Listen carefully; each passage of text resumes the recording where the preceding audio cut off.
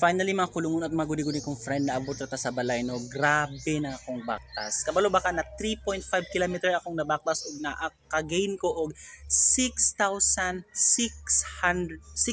steps. Imagine.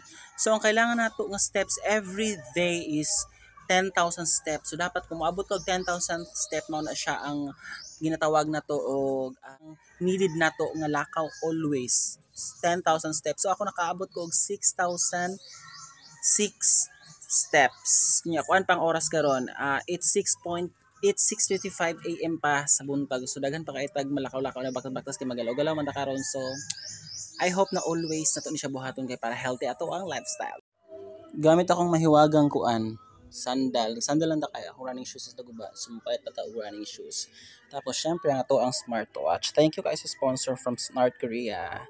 I love it. Grabe ang calories na na-burn, as in super daghan. 237 calories din ang na-burn sa akong lawas. So imagine, need na to mag-burn og dahang calories para mupitit ta gamay. Gusto ko gamay, gusto ko ibalik na ako akong sa unang lawas kanang gamay ba skinny type pero ay hindi siya average type na skinny.